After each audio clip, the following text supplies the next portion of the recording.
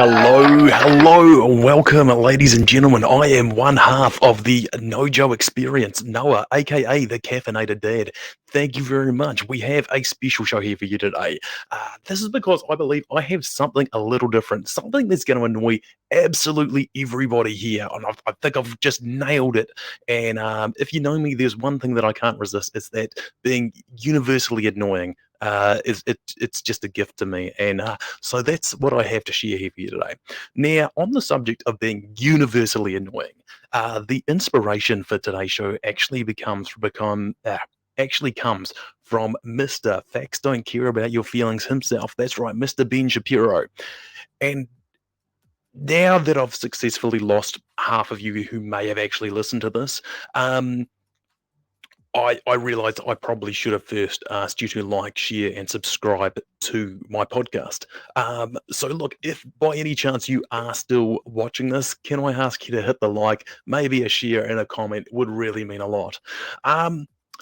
So now I can't tell you exactly what possessed me to watch this particular clip, but I came across the video where Ben is talking about the pharmaceutical companies in America and how the rest of the world are benefiting from America's high cost of medicine.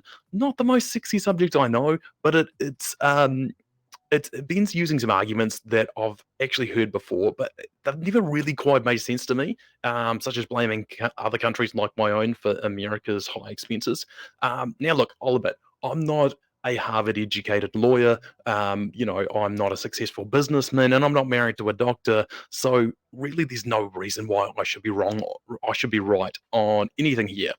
But after going through this, I do actually believe that Ben is not only wrong, I think he might actually be a little bit deliberately deceptive here with his audience. So yeah, look, he starts with some comments about the pharmaceutical industry that I think a lot of people would actually agree with, and I think they're pretty reasonable. So I'll start off. We'll start off with his first comments. I believe there is such a thing as free medicine, and the way that they are basically making the case is that Big Pharma in the United States makes a lot of money. Now, there are a lot of problems with they Big do make a Pharma, lot of money. for sure. There are drugs that are really not great for people that are marketed as though they are amazing for people. The most obvious example being OxyContin. But it is also true that every single drug you take was developed by Big Pharma. Every single medicine you take was developed by Big Pharma. So if Big Pharma is responsible for OxyContin, they're also responsible for Advil. If Big Pharma is responsible for the mRNA vaccine that you didn't want to take, Big Pharma is also responsible for all of the chemotherapy medications that your mother is taking. So Big Pharma is responsible for all of those things. And if you're cancer survivor. Yeah, so look, a lot of people would agree with a lot of what he's saying there because, yes, well, drug companies do make some wonderful drugs that have saved countless lives. It is also true that they've produced drugs with some horrible side effects, like such as OxyContin, that has, and they willingly released that, sold that to the public, knowing full well it was going to have disastrous side effects. Um, so so yeah, there is that. There's kind of positive and negatives that go with the pharmaceutical industry. I'll admit that, and on that subject, full agreement with Ben on that. Um, but now we're moving into an area that I'm happy to admit is it's not really my area of expertise.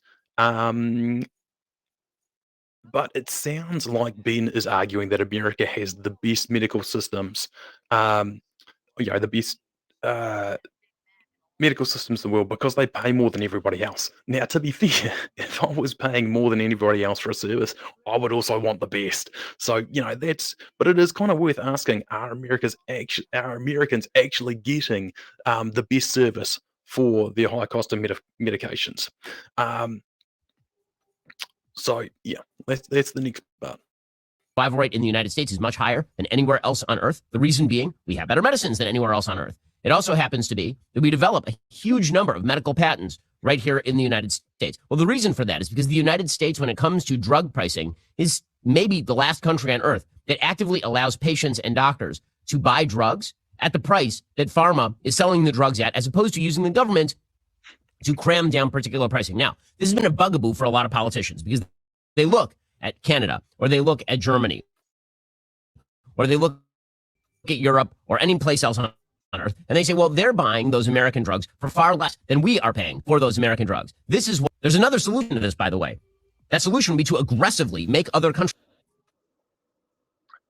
Okay. So yeah, here he mentions that other countries are in fact getting the same medications as the US, but they're getting better pricing, which I would say there might be some negotiating, to get a better deal for the American public here. Um, but next is where I think Ben really seems to go off the rails because he has a completely other approach in mind. Pay their fair share when it comes to American medication.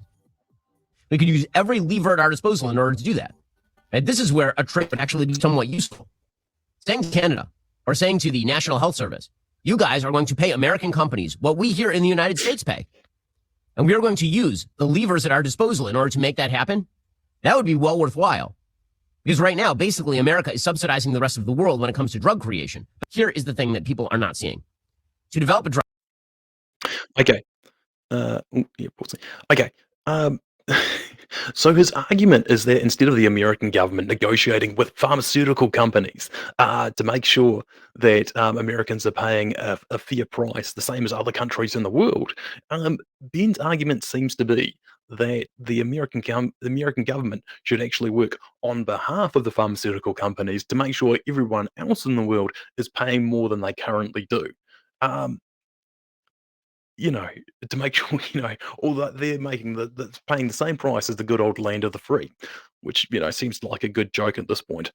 Also, the argument that America is subsidizing drug pricing for the rest of the world, it just makes zero sense to me. Like, seriously, what incentive is there for drug companies to sell their product at a lower price to other countries? Like, if they don't want to, like, if they're an American company, they can just say no.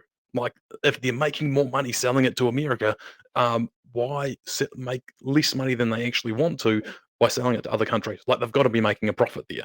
So why can't America negotiate that? Which it seems to be exactly what's happening. So I would have thought a lower price for government would actually be something that Ben would agree with here, but it doesn't seem to be. Yes, you're looking at. Now, I could just say, I could play devil's advocate here because Ben does point out the method that the government are using to try and force the drug companies to negotiate on pricing could have some drastic investments on drastic effects on investments in creating new drugs in the future, and that could be a worthwhile discussion. And it almost seems like that seems to be Ben's main concern, except then he kind of gives the what game away here. See if you can catch this. The drug, you see it come across the counter, you're like, whoa, look at the sticker shock on that thing. That is, and it doesn't cost nearly that much to produce the drug. The amount of money that is put in R&D on drugs is insane. I mean, totally crazy. I know this because I personally invest in biotech companies. The amount of money that is sunk in. Oh, oh, but yeah, no. Let's just back that one up. Just you mentioned something there. Ben, I just want to go back to it. Biotech to develop like a working drug is totally crazy. I know this because I personally invest in biotech companies. Because I personally invest in biotech companies. Interesting. Very, very interesting there, Ben.